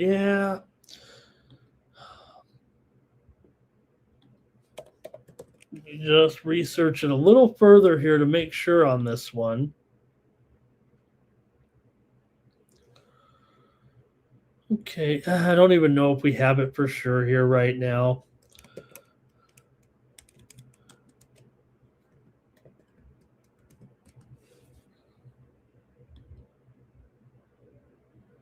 Okay, gotcha. Here we go. We got it now. You guys might have already seen it in the chat. Okay, no. Okay, here it is. Here's the deal. Okay, it will be Mitch Spence here. Kolek is scratched. He's going to go on the paternity list as his wife is giving birth to a son. So Mitch Spence here threw 84 pitches in his last start in AAA. And bullpen's ready to go here for sure. So that's what it looks like here. Spence, 2 games, 13.5 ERA, 2.12 WHIP, gets the call up here to pitch in this one for Kansas City. So, it's a rush. It's a bit of a rush job for him here. Sometimes the nerves don't get to you, especially if you've already been in the league here for a couple of games, and you're not going up against a dynamic opponent here in David Sandlin. 8.1 ERA, 1.43 WHIP coming in for Sandlin, but White Sox here lost to Cleveland, but they did win the series 2-1. Meanwhile, Kansas City split the series with Tampa Bay. Still have a White Sox team here that is winning 67% of their home games, and Kansas City comes in here 15-26 on the road. So it seems like you've got shaky pitching with one team obviously far better than the other, and he's only laying $1.30 here in this one. Seems pretty good to me. I would think that'd be the way to go, even with an ugly ERA here. They've won 11 of their last 13 at home. We know Kansas City's bullpen is pretty weak here as well right now. Kansas City's probably bottom 5 bullpens here currently. White Sox are much better in that category. Here comes some of the chat pros here. It's going to be Royals for the upset here for Anthony. Oh, he says no. He thought Kolek was pitching, and Kolek's been pretty good. Mr. Wester's all of a sudden he's not a fan of laying juice with his White Sox. But is this really a big price here? Like I said, to me, you got a team that's winning 2/3 of their home games against a team, in the White Sox here that's only, the Royals that are winning about 40% on the road. Timmy says Tampa and the White Sox over. Farley's on the Royals here, though, and LALB likes the over. All right. Yeah, I like the over as well. But I'm going to take the White Sox as my play here. I'll take them here as a favorite, $1.30. Give me the Shy Sox here in this one. And Mr. West says, yeah, fair enough. Yeah, anything over $1.30, start leaning to dog here. I'm right there with you. We do about $1.40 around here. So okay, which is I guess the same if you. All right, here we go. Let's keep it moving here on Night Moves. Having a pretty good show here right now. I'm having a great time with you guys. Lots of games still here to go. Got tennis coming up here to this morning. We're whittling it down in Eastbourne out there. Some good matches coming up today on the men's and women's side. All right, let's take a look here at the Cubs taking on the Brewers. Hey, two hot teams here. Don't sleep on the Cubs right now. Man, they're coming. Here comes Colin Ray, 4.99 ERA, 5-5 record for Ray. 1.4 whip. But the Cubs are hitting like no other. They've won 4 straight. This is going to be a big series here this weekend for sure between the Cubs and the Brewers. The Brewers are, do have a few games on them here certainly right now. I believe a 6.5 game lead. Mizorowski here, 1.45 ERA, 8-3 record, .875 whip. He's really talked about some other pitchers that are really going right now, and I don't know if any of them still top the Miz. But the Cubs are hitting dynamite. You can't mow them all over if you're Mizorowski, can you? I mean, what a complex puzzle this one is if you think about it, because the Cubs are smoking here right now. But the Miz, 255, it does seem a little bit are the Brewers really producing enough offense even at home here against a guy like Ray to be 255? Mizorowski's off the charts. We know that, but even I got to kind of balk at this one. Still, Brewers are 28-25 as a run line favorite, and the Cubs are 11-15 as a run line underdog. So Brewers here also 3-6 to the under in their last 9 games overall. In this series altogether here, Milwaukee's won 5 of the last 6 between the two. They've also won 6 of the last 7 between the two here at home overall. So teams just met back about a month ago, and the Brewers swept the Cubs in Chicago, outscoring them in the series 19-5. So Cubs are a little hotter now. They've won 7 of their last 8 on the road, 6 of their last 7 overall. The Brewers have won 9 of their last 14 at home and 4 of their last 5. This one's pretty good. Milwaukee has dominated this matchup at home. And there was some question whether or not it would be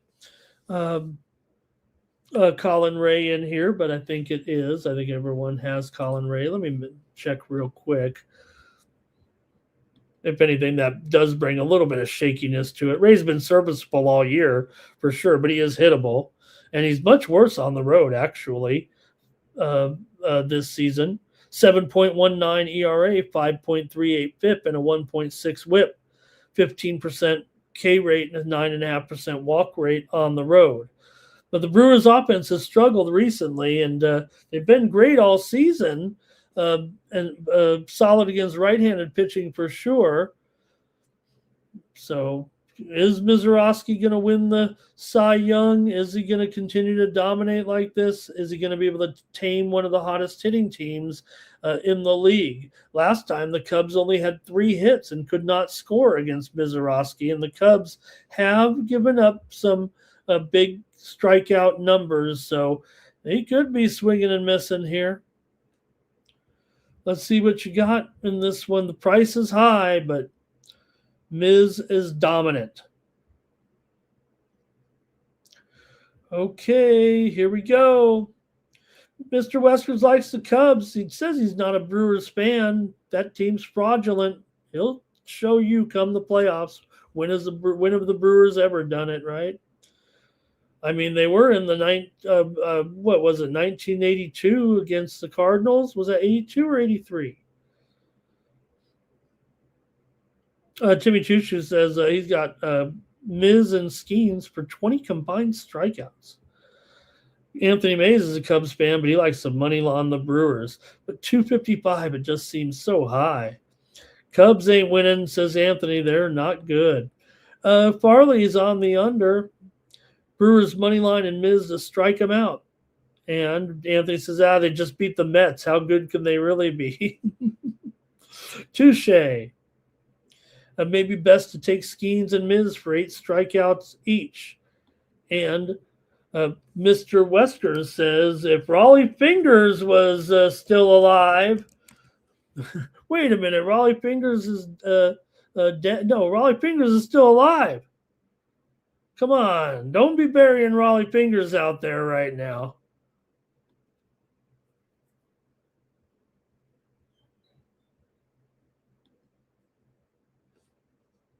Okay, I guess that's it in this one, man.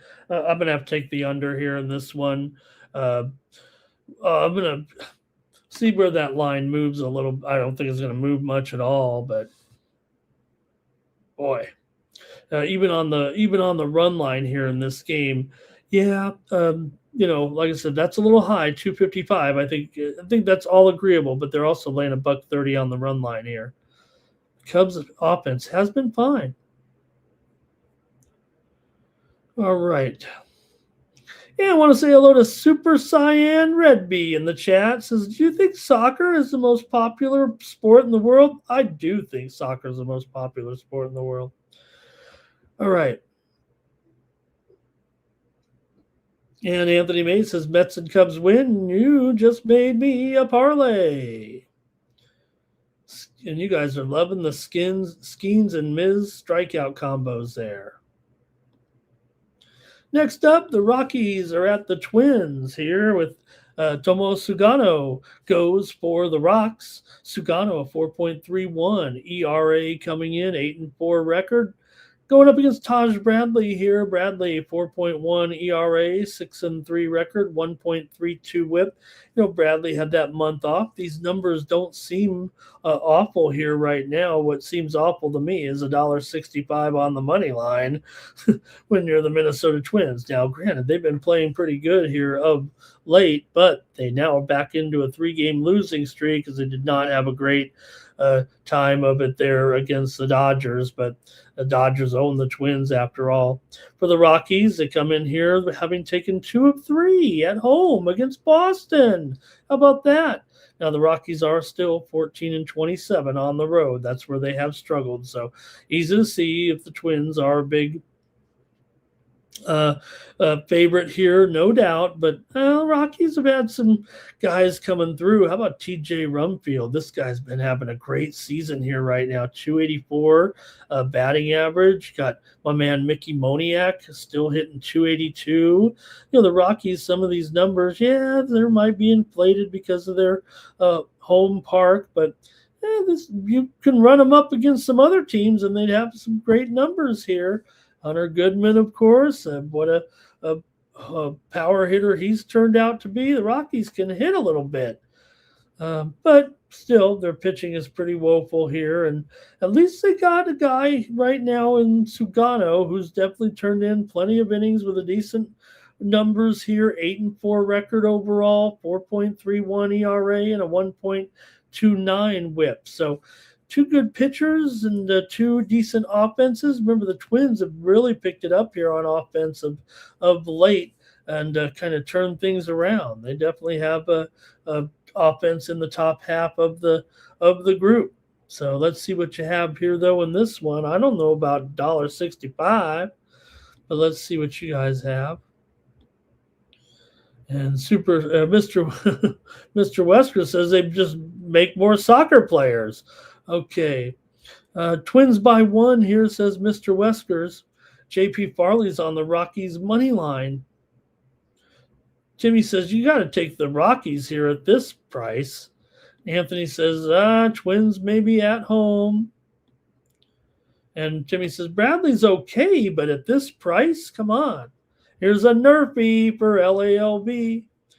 Like I said, I really like the Rockies offense. It's unfortunate they have had such troubles, but really it feels like the troubles kind of stem from the pitching, doesn't it? Like, and you got Sugano here is a uh, pretty decent pitcher overall. I mean, when you are the Rockies here and you have only 32 wins all season, and Sugano's responsible for 8 of them here, 8 wins alone, much less the fact that I think they had. Let me see. I think we have his record here. Rockies record with Sugano on the mound as well. They've won 10 games with Sugano on the mound, 10-5 overall. So that's not too bad. And I don't think that's too bad to, this is this type of situation where you'd probably look to take him here. Bradley may be a little bit tougher here overall.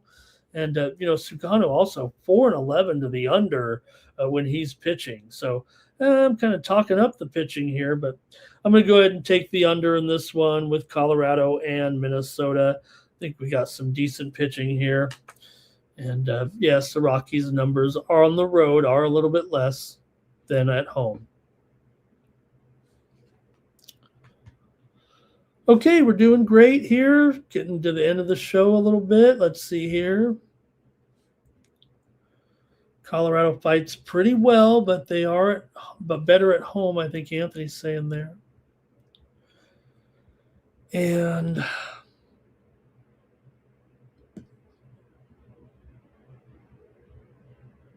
here we go next up. Marlins on the road. Max Meyer goes up here against McGreevy, held over from yesterday as well for Meyer here. Great numbers, 2.8 ERA. He's 8-0 now for Meyer. 1.16 whip coming into this one. Man, Meyer has been pretty good here. Stellar, unbelievable, really, when you think about it, with winning all the games here so far on the 8-0 overall is 1-loss record. The Marlins are actually 12-4 with him on the mound this season. Still, very strong for Mike McGreevy here. 3.34 ERA, 3-6 record coming in, but a 1.15 WHIP. He's got an extra day off after getting rained out yesterday. Here, both teams similar records. St. Louis 42 wins, Miami 42 wins coming into this one. Miami is still 24-9 to the over on the road this season. Also 26-12 to the over as a dog. But you do have 2 pretty strong pitchers here overall. And I have to think they could at least have some success early against one another. Maybe the bullpens come in and kind of blow it up with these 2. So let's see what you have, though, in this one. Marlins are 6-1 in their last 7. St. Louis does have a historical edge against Miami at home. Miami's bullpen continues to perform well. St. Louis has gone under in 6 of their last 7 games at home coming into this one. Let's see what you've got here from the chat.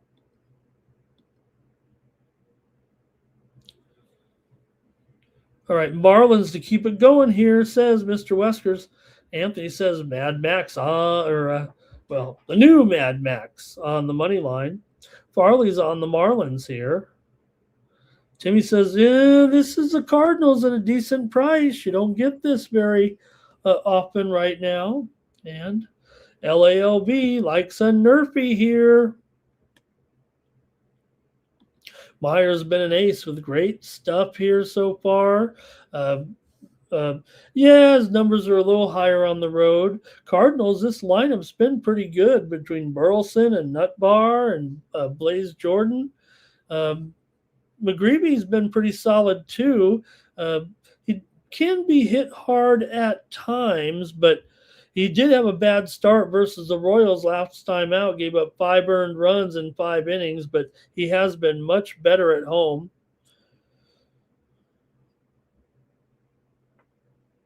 All right, I'm going to go oh boy.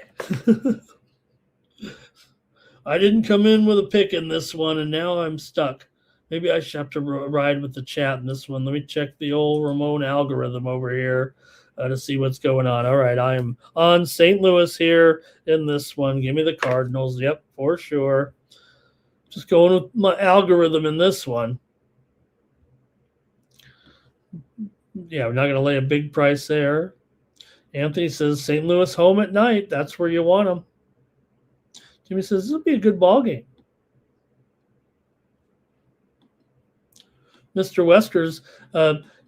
Wester's here. He would enjoy, and I'll tell you about this coming up. If you guys have ever watched this here, they do show it on TV or on the YouTube, but I've been to it before. I've been to it one time. Let's see, St. Louis at home. But Mr. Wester says this game could be played at dawn here. Okay, look at this. Mr. Wester says it wouldn't matter to him. This game could be played at dawn. Now, I will say this. Coming up here, let me see if I can get this real quick for Mr. Wesker. We're going to be talking about this here, if he's ever seen it. I don't know if we have the date on it right now, but it'll be on. Oh, did we already miss it here?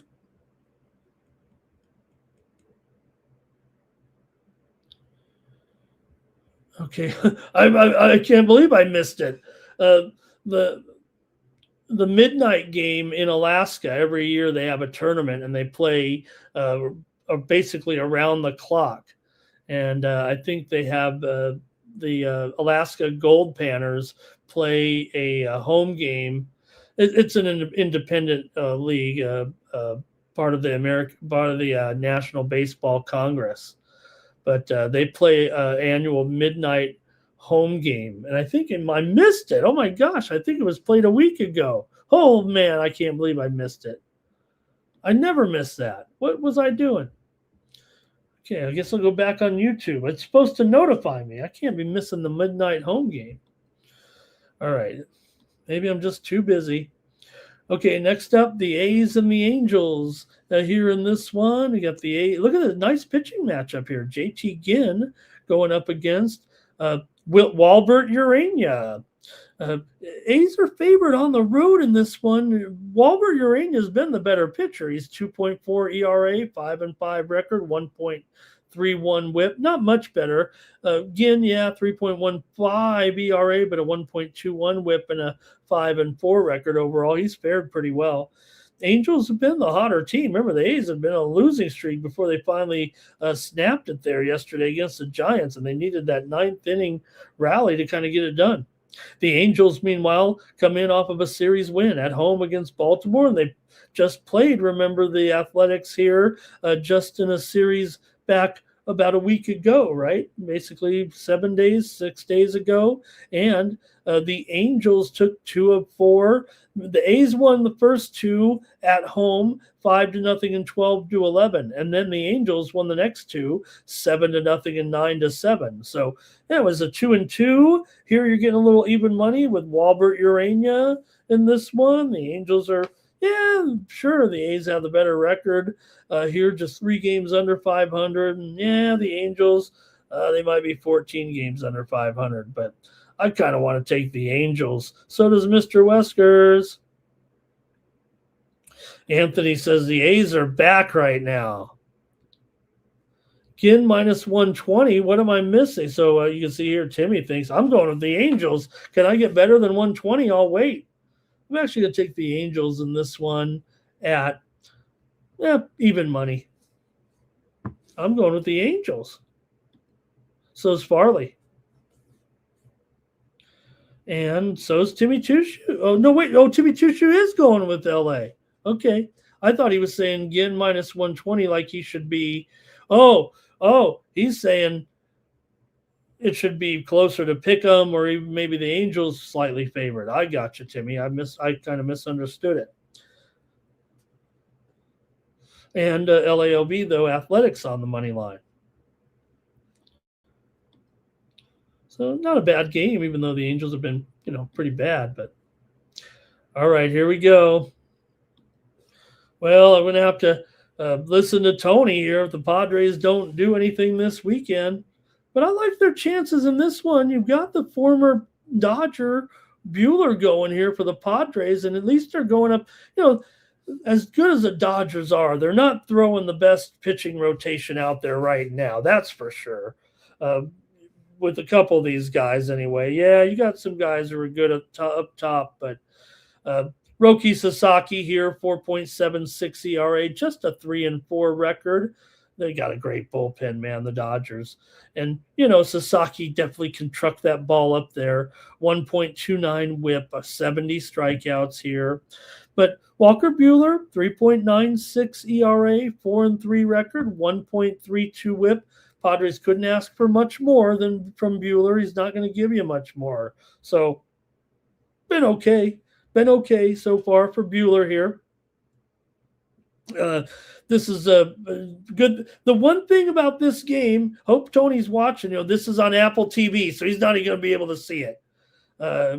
Tony, you got to have Apple TV. Come on, you got to get the Friday night game. So Padres here definitely picked up the pace for some. Maybe they were feeling the heat a little bit because they definitely were struggling there for a little bit. But they started to win a few more games again, getting back to that form that they had prior to kind of tanking a little bit to 5 games over 500 here right now. Dodgers have still won 13 of the last 18 games over the Padres. Padres have won 4 of 5 and 5 of their last 6 at home. But still, the Dodgers have won 7 of 9 and 5 of their last 7, 3 in a row. Here, they just swept Minnesota, as they always do. Padres, meanwhile, swept Atlanta. That was a great series, no doubt about it. And get a little plus money here. I don't know if I mind that at all. Padres, 22-19 at home. Not a great record considering, but they are here 3-7 to the under in their last 10, 17-23 to the under at home. Padres and Dodgers have gone under in 8 of their last 11, and also 5 of the last 7 here in San Diego have gone under. Yeah, it is a 7.5 here in this one, but I'm going to go ahead and take the under here with the Dodgers and the Padres. Give me the under tonight at Petco. Okay, here we go. Padres run line here for Mr. Weskers. Jimmy says, what is it going to be, 2-1? He'll take under in the first 5. Farley's on the Padres. Anthony Mays says, take the Padres on the run line. They can keep it close here. It's not a terrible price, minus $1.45. I think that's actually pretty okay. Yeah. Timmy says under 1.5 in the first 3. And Mr. Wester says these Padres have got to get it going. Westup is here. He says take the Dodgers money line and the Valkyries first half money line. Hello to Westup. Is that the zigzag man in his is that like a modernized, is that the zigzag man in his? That is, right? Braves are overrated, says Anthony. That might be it from you guys in the Padre game there. I got a couple of more, though, here to share. Or one more, I think, to share with you. And it's going to be now this one, I don't know if we have. Let me see if we got any line anywhere in the world at this point. Has anybody seen anything out there? I am scanning the books here to find one sports book at all, anywhere out there. A sports book with a line with the Braves and the Giants here. Now, I could estimate this line, I think. And I'm just, if I see anything close to a real line, I'll probably just go with it. And you guys can check too, but if not, I'll just kind of estimate here. In this one with Reynaldo Lopez going for the Braves, 3.5 ERA, 1.37 the whip, 3-1 record. Trevor McDonald, 4.93 ERA, 1.34 whip here for McDonald. I think he's done a pretty good job. I think that the Giants might have some, a pitcher here that they can keep working with right now. For Lopez, is good command. He's been solid when he's been in there this season. 4.4 FIP, 20% K rate. Giants have been kind of struggling here. They haven't been great at home. We know that. You could look to some of these Giants bats maybe here against Lopez. McDonald here, he's been inconsistent. He's been giving up more runs of late. The Braves are struggling, no doubt. That's fair to say. You guys are saying in the chat there they've lost 7 of 9, and their offense has really gone south ever since Ronald Acuna has left the lineup. I mean, that's pretty much what it's been. Acuna left the lineup, they went downhill. Now, should be coming off I would think soon, but right now, until then, they come in off of that 3-game skid at the Padres, and you got to think that, come in here, they think against the Giants might be able to get a win, but Giants offense, we know they've been better. The bullpen kind of gives it up, though. Okay, anybody got a line here? Let me look in the chat, otherwise I'm going to make up the line.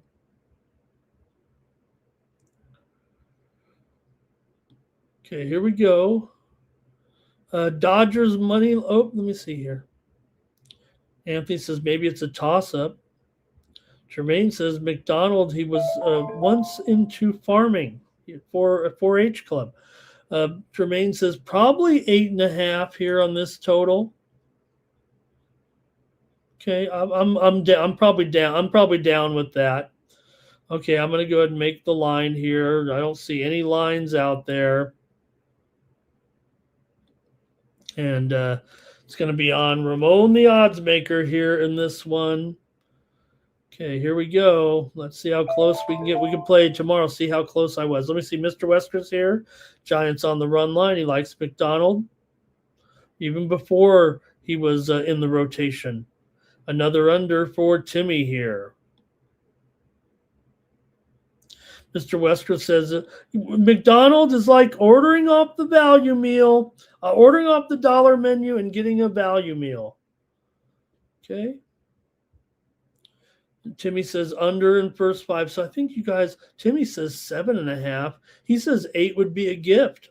Oh, okay. I'm going to set the line, and I'm going to I'm also going to kind of go with what you guys were saying in the chat. So let's see here. What happens tomorrow, and I'm kind of factoring in. I kind of thought the 8.5 was going to be kind of right, but yeah, real Braves Giants here. Okay, here we go. And see what you think of this one.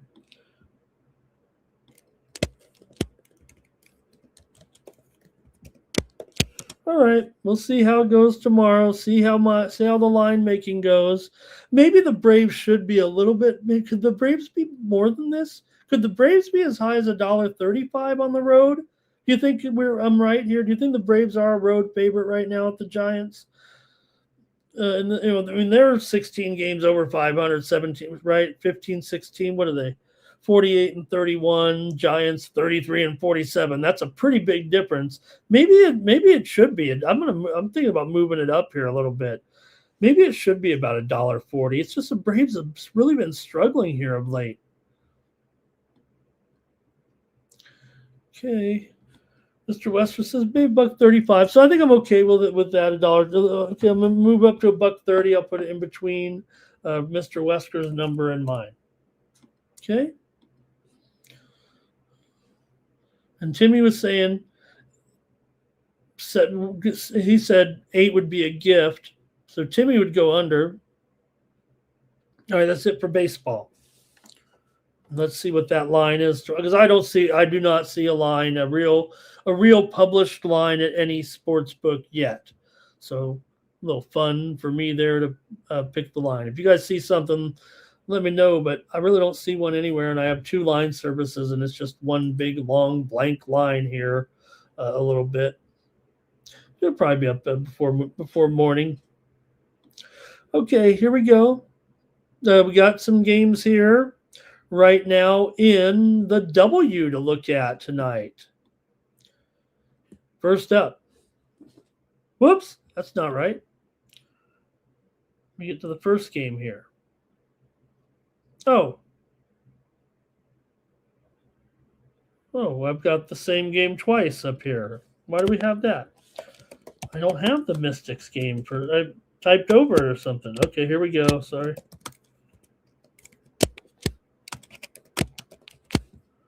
Thought I.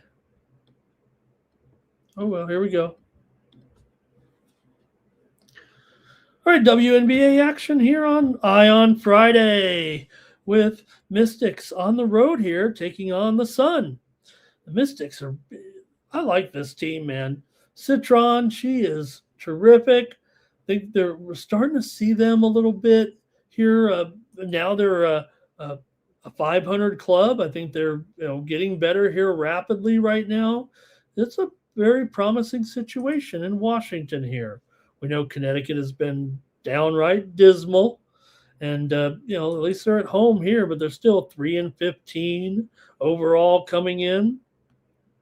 They just won a game actually last time out, so they beat Chicago. We had them 92-63. It seems like when bad teams play, the home team does get the win in the league right now. I don't think the Mystics qualify as a bad team. I think the Mystics are okay. I think they're a little bit better than, especially Citron. She's not only terrific offensively, but defensively too. I believe she's probably one of the top defensive guards in the league, and along with Georgia Moore. Definitely, rookie, basically a rookie who was in her second year. She was injured last year. She continues to get better as well. Let me check the injury report because Kiki Iriafen was out there for a game or two, and she's okay now. In fact, look at this Connecticut Sun health report. Van Lith out, Rivers out, and Morrow out. Those are key players for the Connecticut Sun. No doubt about it. So they'll have a lineup here. Griner should have a good matchup with Shakira Austin. I'm going to take the Mystics here. I'm going to take the Mystics here in this one. Give me Washington. I'll lay it at -4.5 here. Make sure you're checking out the 2-3 zone over on the Tony's Picks YouTube channel here. The guys had analysis and picks on all three games. Look underneath the videos tab for the 2-3 zone here on the Tony's Picks YouTube channel. It's one of our signature shows here, if not the best WNBA betting show on YouTube. I said it, and I mean it. So check it out, 2-3 zone here with the guys. And hey, you can get your own 2-3 zone shirt. Can't believe I don't get a free 2-3 zone shirt. Okay. Anyway, in this one with Washington and Connecticut, Washington, they've been a good spread team too. 4-1 ATS last 5, 4-2 ATS last 6 on the road. Connecticut, just 2-8 straight up in their last 10 home games. Washington has been a good team to bet on for sure. Connecticut losing games left and right here right now. So probably, just go watch the 2-3 zone. They'll talk to you about the total there. But I will say Connecticut's gone over in 6 of their last 8, and their defense continues to make other offenses look extremely efficient. And Washington's scoring is becoming much more consistent as well, particularly Iriafen and Citron healthy here tonight. They're going to have big games, I think. I think they're going to carry the action tonight. Okay, here we go. And let's see here. Mystics here for Timmy and the Mystics for LALB. Next up, there we go. Got to get this right. The Fire taking on the Sky. The Fire's in the Sky. The Sky just won. They snapped their losing streak 5-12 now on the season. They beat Connecticut, so I don't know how great that can be. But remember they were covering all the games until they lost to Connecticut. They beat Portland, actually. Sorry about that. They beat Portland 101-78, kind of that same thing, although Portland's record's okay too. They had lost to Connecticut by 29 on the road, but they were covering everything before that. These crazy WNBA. Portland has to have the worst defensive front court, in my opinion, in the league. That's going to make it easy for players like Cardoso, Stevens here as well, Gabby Jaquez as well, and Chicago's front court could have a big game here. I don't think the line's 2 though, is it? I think it's 4.5. We got to fix that. It was never 2. That's a typo. The whole line is a typo.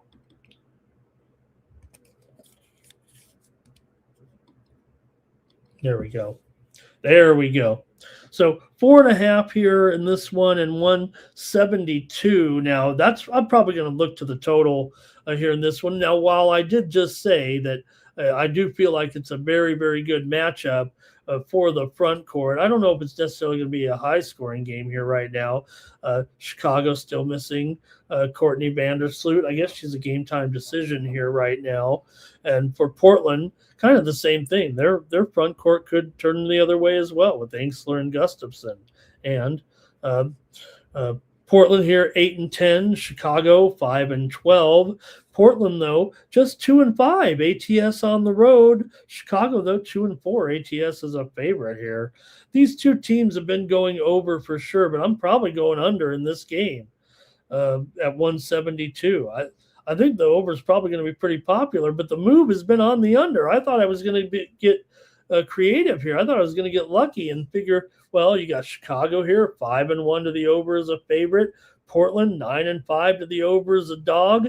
And I thought everybody would like the over here, and I kind of like the under in this game. So I'm actually taking under here in this one in Portland and Chicago. I think it's going to be a contrarian opinion here because, like I said, these two teams are kind of over teams for sure so far this season. But I'm taking it under, and probably got to go with the eye test in this one because I don't think the trends necessarily point to the under in this particular matchup. I think both teams have gone over in 4 of their last 5 games. Chicago's covered 5 of their last 6 games overall. Portland just 2-6 ATS in their last 8. Okay, we got Mr. Westers. He liked that. He thought that when Caitlin Clark got punched in the neck here, he thought he was watching a rugby game. Okay, and LALV says this game's going overtime. Therefore, it will go over. Okay, and next up, one more here. Dream and Valkyries. These teams just met. So they're going to play here again. The Valkyries won it 2 nights ago, 77-66. The Valkyries did the job at home. These two teams have split their 4 all-time beatings with one another. And, well, you may think that Atlanta here, off of a loss to the Valkyries, it was kind of a tough loss, 77-66. It might have been Atlanta's worst game of the season. That maybe they just bounce back, right? You're Atlanta, you're a good team, 12-5. Golden State 11-7. They're pretty good, but still tough to beat teams kind of on the road. It seems like here in this league, Valkyries especially, they got a pretty good team here at home. Now that one was a very low-scoring game, no doubt about it. Went for 145, and now you're seeing this one still down here at 164. When these two teams met last year, the games were all lined in the 150, mid 150 range. Let's just say it got lower as the season went along, and this one went way under also. But man, I kind of think that the game goes over here a little. I'm skeptical, actually, with them playing the 2 days later. I don't think it's going to be a situation where the defense is going to carry the night again. But let's see here. Timmy says the Fire will retaliate. Valkyrie's first half for LALB. And Timmy says over. This ain't an over. Wait, over. Ain't this an over? I agree, Timmy. I mean,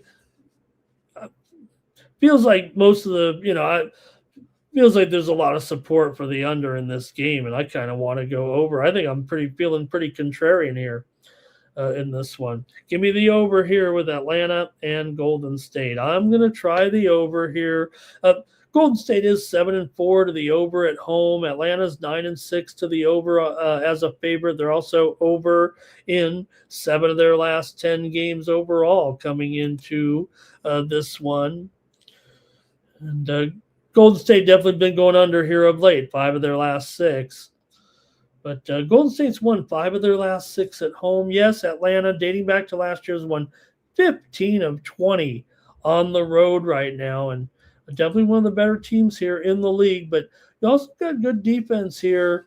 Both teams' front court defenses are pretty strong. I'll give you that, no doubt about it. Maybe Valerie Burton makes a difference here. Also, let me check the injury report because I think Alicia Gray here, which, she might be ready to go.